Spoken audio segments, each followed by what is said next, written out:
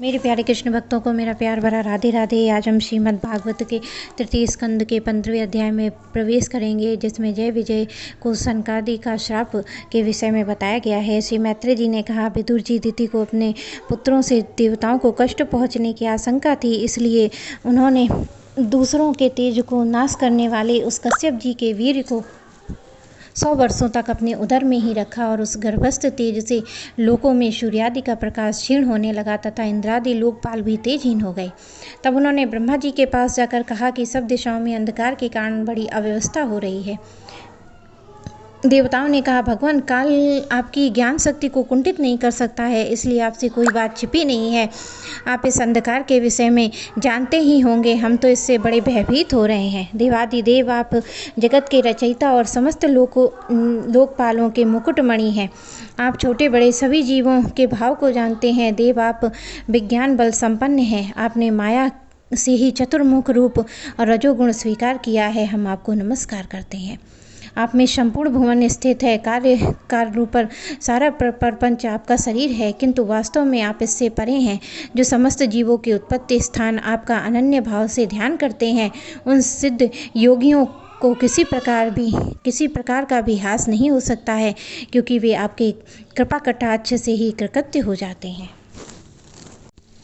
भुवन, इस अंधकार के कारण दिन रात का विभाग अस्पष्ट हो जाने से लोक के सारे कर्म लुप्त होते जा रहे हैं, जिससे वे दुखी हो रहे हैं। उनका कल्याण कीजिए। हम सब आपकी शरणागत होकर आए हैं। देव, आग जिस प्रकार ईंधन में पड़कर बढ़ती रहती है, उसी प्रकार कश्यप जी के वीर से स्थापित हुआ यह दिति का गर्भ सारी दिशाओं को अंधकार में करता हुआ क्रमशः बढ़ रहा है।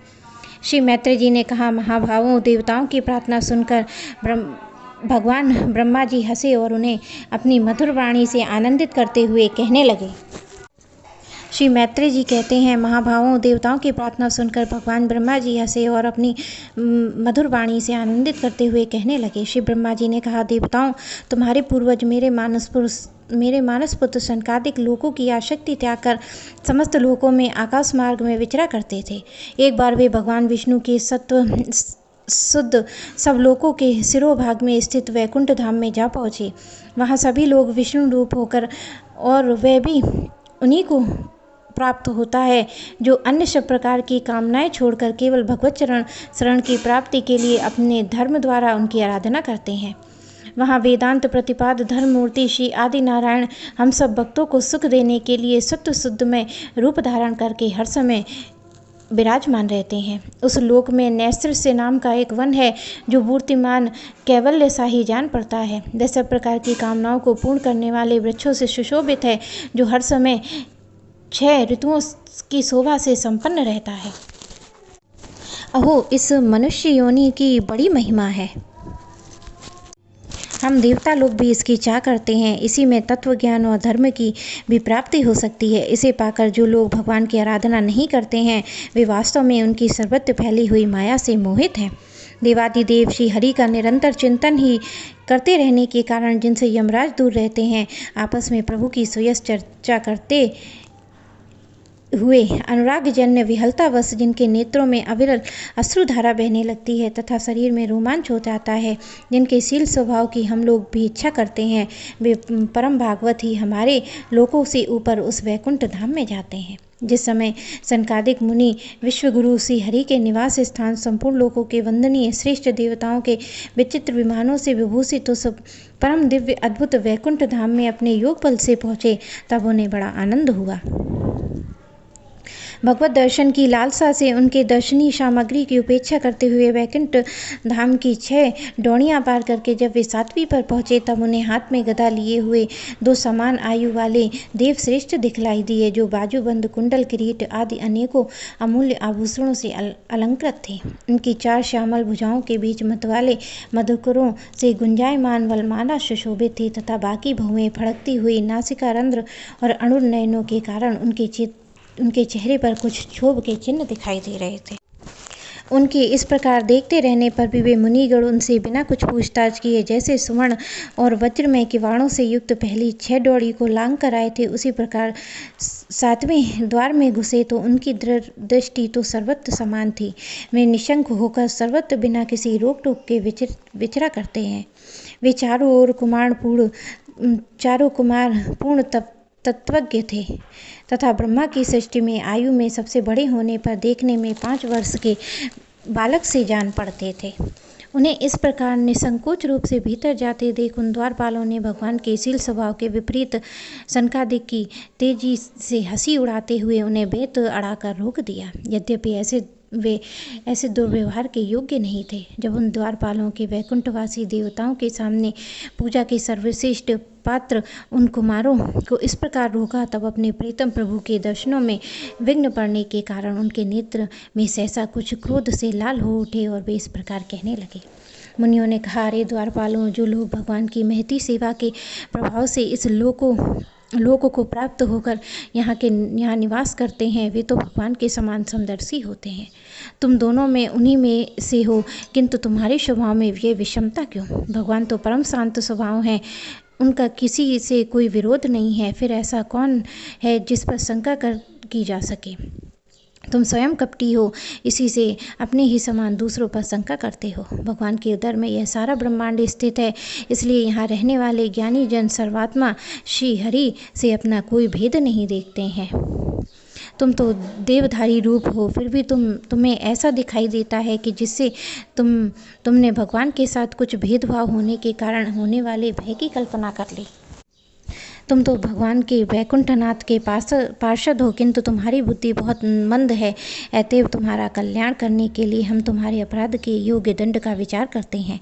तुम अपनी मंद बुद्धि के दोष से इस वैकुंठ लोक से निकलकर उन पापमय योनियों में जाओ, जहाँ काम, क्रोध, लोभ प्राणियों के ये 3 शत्रु निवास करते हैं। सनकादिक ऋषियों के ये कठोर वचन सुनकर ब्राह्मणों के श्राप को किसी प्रकार के शस्त्र समूह से निवारण होने योग्य न जानकर श्री हरि के वे दोनों पार्षद अत्यंत दीन भाव से उनके चरण पकड़कर पृथ्वी पर लौट गए। वे जानते थे कि उनके स्वामी श्री हरि भी ब्राह्मणों से बहुत डरते हैं। फिर उन्होंने अत्यंत आतुर होकर कहा, भगवान, हम अवश्य आपके अपराधी हैं, अतः आपने हमें जो दंड दिया है वह उचित है और वह हमें मिलना भी चाहिए। हमने भगवान का अभिप्राय न समझकर उनकी आज्ञा का उल्लंघन किया है, इसलिए हमें जो पाप लगा है वह आपके लिए दिए हुए दंड से सर्वथा धुल जाएगा। किंतु हमारी ये दुर्दशा का विचार करके यदि करुणावश आपका थोड़ा सा भी अनुताप हो तो ऐसी कृपा कीजिए जिससे उन अधम धाम योनियों में जाने पर भी हमें भगवत स्मृति को नष्ट करने वाला मोह न प्राप्त हो।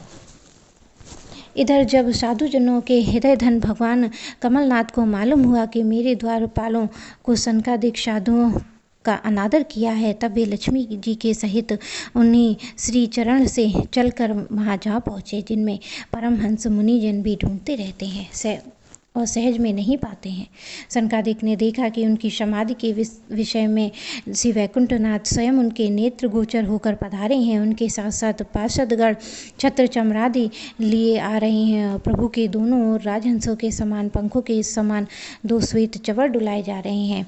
उनकी शीतल वायु से उनके छत्र में लगी हुई मोतियों की झालर हिलती ऐसी शोभा दे रही हैं मानो चंद्रमा की किरणों से अमृत की बूंदें झर रही हैं।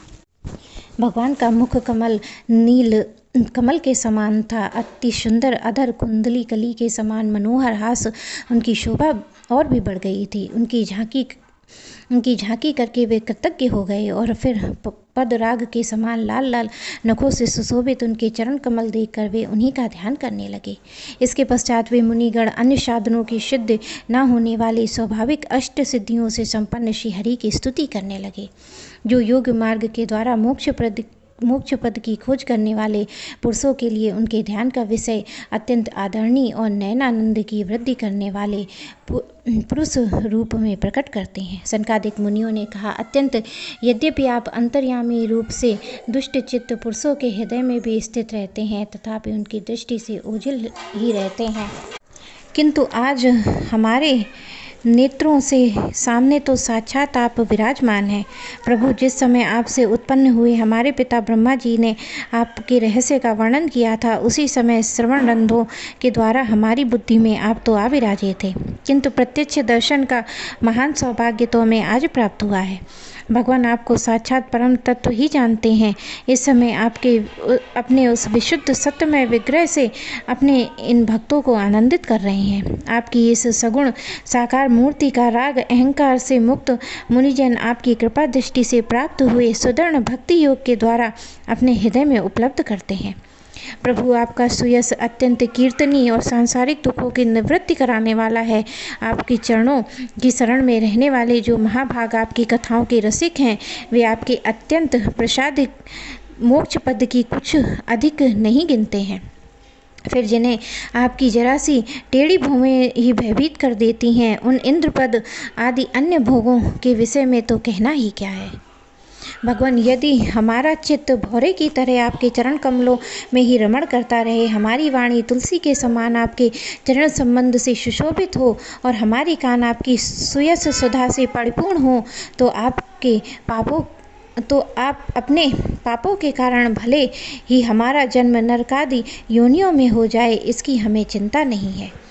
विपुल कीर्ति प्रभु, आप हमारे सामने जो ये मनोहर रूप प्रकट किया है, उससे हमारे नेत्रों को बड़ा ही सुख मिला है। विषाक्त अजितेंद्रीय पुरुषों के लिए इसका दृष्टिगोचर होना अत्यंत कठिन है। आप साक्षात भगवान हैं और इस प्रकार स्पष्टता हमारे नेत्रों के सामने प्रकट हुए हैं। हम